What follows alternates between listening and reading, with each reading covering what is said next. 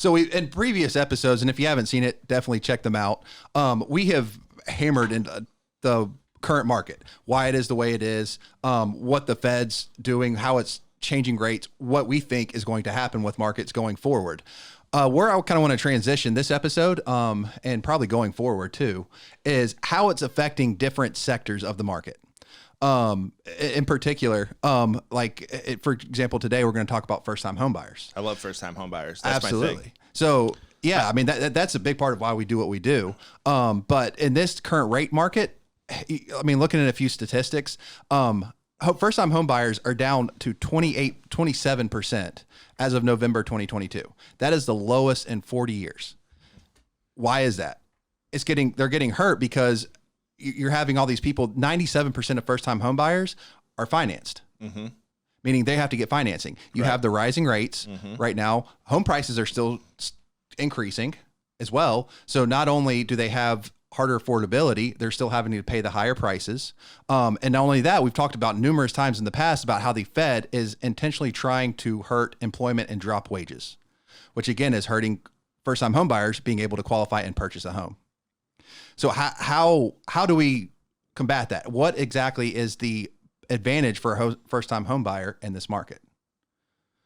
Do you want me to tell you what the advantage is? Yeah. So what are your thoughts? So here's a massive advantage. So if you are somebody who's going to buy your first-time home buyer, we talk about comprehensive real estate plan. Step 1, buy a primary residence. Yeah. I don't want you renting and lighting your cash on fire. Right? Because that's what you're doing. You're paying down somebody else's principal. You're never going to get an ROI on renting, right? Now, there are situations to rent where you save up so that you have money for a down payment, but I don't want you wasting your return on investment or not getting a return on investment if you're able to.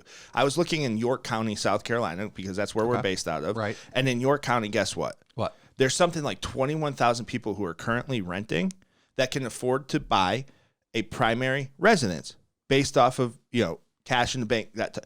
Almost 21,000 people. So I'm speaking directly to the 21,000 people.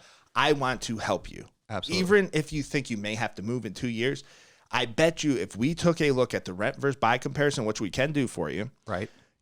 After year 2, if you went to sell the house, you would make a profit on it. Right. But there's other things you can do. You can rent it out, hire a management. There's a lot of things you can do, right? That's part of the comprehensive real estate plan. Why buy in this market? Oh, Nick, interest rates are high. We should wait. Well, there's a cost of waiting too, right? So there's a major inventory shortage, and you and I had talked about this ad nauseum. Yes. We have a huge inventory shortage. The Charlotte market, which this area, York County, is considered part of the Charlotte market. We're close enough to Charlotte. It's going to be the number 1 purchase market in 2023, right? That's facts, folks. You don't have to believe it. My TikTok people, I know you don't agree with this.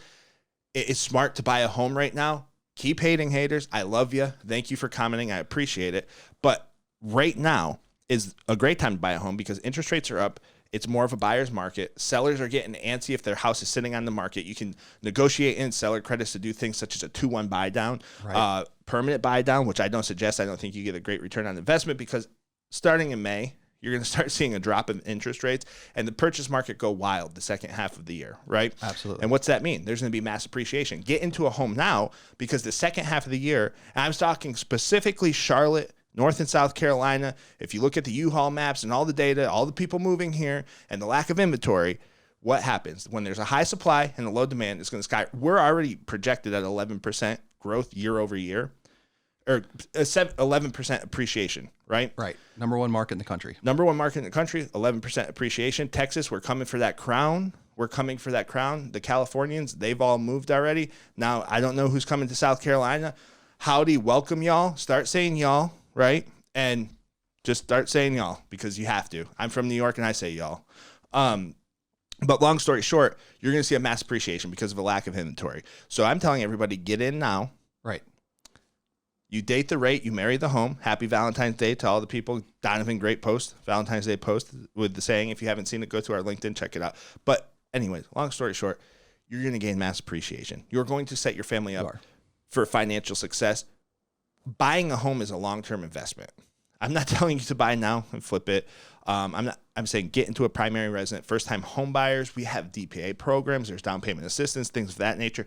It's a smart investment. It's a good investment. You need to do it sooner than later because every day that you wait is a loss of appreciation, and there's a compounding effect to that. Exactly. Also paying down the principal.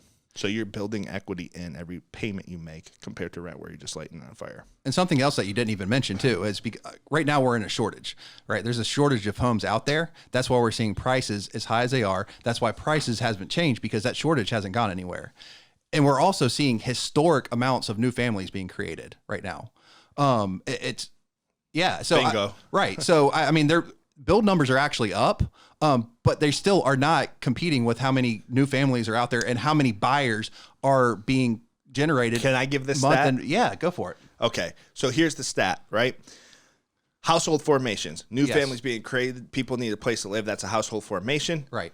In the United States, 1.9 million new household formations. And guess what new construction completion is going to be? 1.3 million is what it's projected at, almost 1.4 million. So there's almost over a 500,000 home shortage based on household formations. And what's that mean? Low supply, high demand, prices are going to go up. You got something. I know you have a stat. Well, yeah, because the construction numbers actually came out yesterday. Oh, hit me. 1.406. 1.406 for household for new For housing completions. Housing completions. Building permits, 1.339.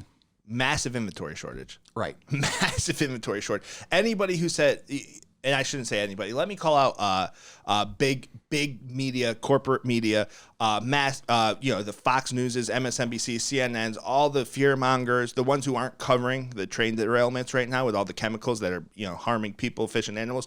Those news stations that refuse to cover that type of stuff, What they're also doing is they're feeding this fake narrative saying, hey, listen, could be like 2008. There is no indicator in the market that this is 2008. Housing prices are not going to go down. We saw a 10% decline. We were up 50% in 2 years. Up 50% in 2 years. So a 10% decline temporarily is going to be what? A 40% gain still over a 2-year period. Yeah. We're projected to see another 11%. So 11 plus 40, 51% increase, right? Right. But they want to push this narrative of, the housing market's so bad. It's so bad. It's so bad. Things are going to crash. Interest rates are so high. I just saw it today on NBA Mortgage, I think it's Mortgage Bankers Association, published an article. Interest rates are almost 7% again. The sky is falling. They are trying to scare people away from purchasing, and I don't understand it, right? I think, and I get into this, is it a lack of fundamental knowledge on what's actually happening in the market, or is it they're doing this on purpose and they're in collusion? I don't think they're smart enough to collude with anybody to try to drive down quote unquote inflation and housing prices and so on and so forth. Right. I really don't think they're smart enough. I think it's just fear mongering, man. They want to push fear.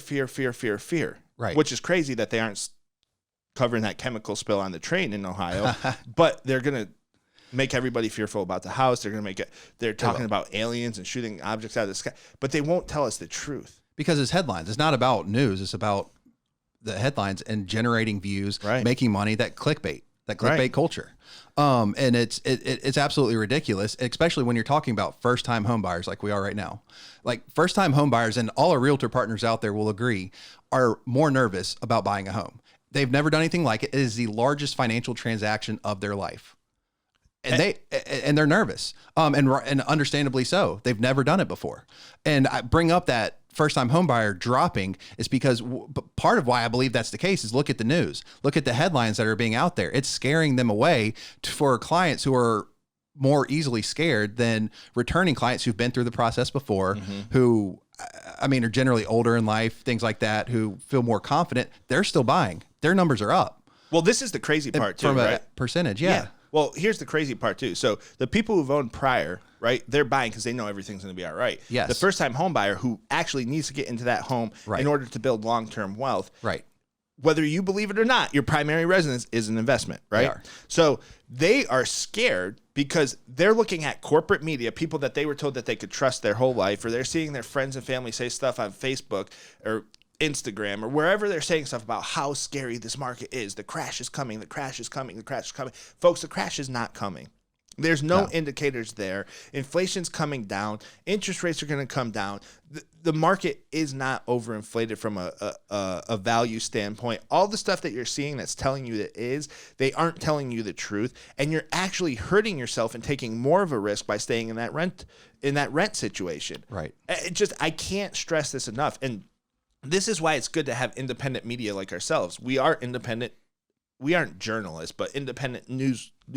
We try to give the news. We try to give people facts. Independent opinions based off of facts, based off of what we're seeing in our jobs in the industry, working day to day with clients who are in actual positions.